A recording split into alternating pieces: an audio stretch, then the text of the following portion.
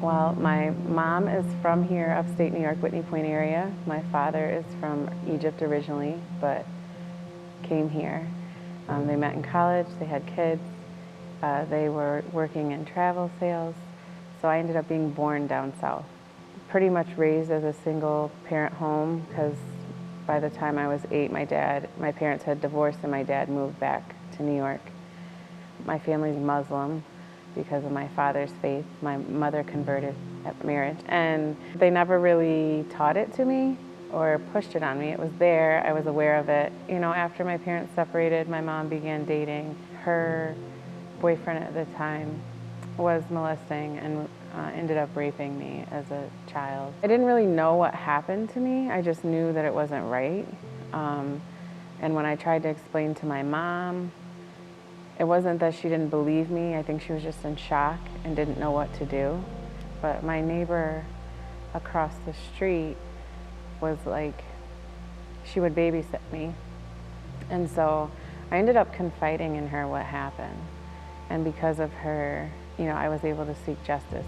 So my neighbor that helped me through that situation, me and my mom, she ended up inviting me to go to Vacation Bible School with her son at her church.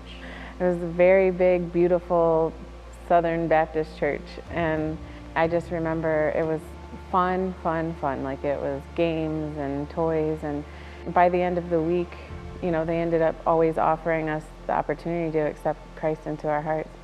And even though I was only like 9 or 10 years old, you know, I felt like it was the thing to do, and I ended up, you know, going through baptism and everything, and was a member of that church, and I would go to church with my neighbor. Life changed, moved on. I didn't go to church regularly. Then in high school, like freshman year, you know, you're going to high school, you're getting to know yourself a little more and explore yourself and figure out who you want to be, who you are. And the friends I made, you know, I feel like God always, my life revolved around my family, school.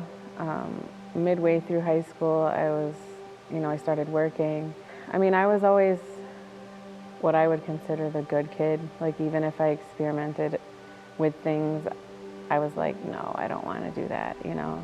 That doesn't feel right for me. Like, it's not what I've known, it's not who I am. I've never, like, been one to do things just because someone else is doing them. I may try them, but if it's not, like, if it doesn't feel what it's right for me, then I'm not going to do it. So I was thankful for that. You know, I went through phases even within being, you know, a Christian and knowing God and knowing rights from wrongs, and, you know, things that I've been through. I got married at 23, ended up being divorced months later, and that's what brought me to New York, was going through my divorce. I tried to start life over in another state and kind of fell on my face. My dad was like, just come up here and I will help you get back on your feet.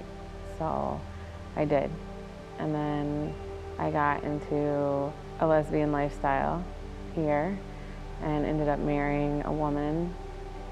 And then, so during that time in my life, being raised down south in the Baptist church, that is one thing, whether it's the Bible or not, that's like, no, not allowed, wrong. You know, we fell apart, we divorced, and here I am, a single mom now, and I'm struggling. I felt like because I was living that way that I stayed away from my faith because I wasn't living right in my heart. I felt like I would be condemned if I walked into the doors. You know, they say that you're set on fire when you walk in the church, you know. So I stayed away for like 7 years. So my mom came into town to visit, and she was like, why don't we go to church while I'm here? And I was like, okay. And a few days prior to that, a friend of ours had invited us to some carnival at a church over in Vestal. My mother was like, why don't we go to that church? So I looked it up online, and we rushed over, and we got there. And because it was summertime, they had only done one service in the summer. They cut out their second service, I guess, because people travel. We really wanted to go to church, and at this point, you know, getting 4 kids ready, I don't have the best attitude at the moment. Been away from God for like He's always been in my heart, but been away from like following my faith and like being strong in my faith and kind of running from him. And I was just like flustered. I'm like, we already got all the kids ready, we're going somewhere. So I Googled local churches near me, and Two Rivers popped up. And I was like, oh, they have an 11 o'clock service, let's go. So we came over.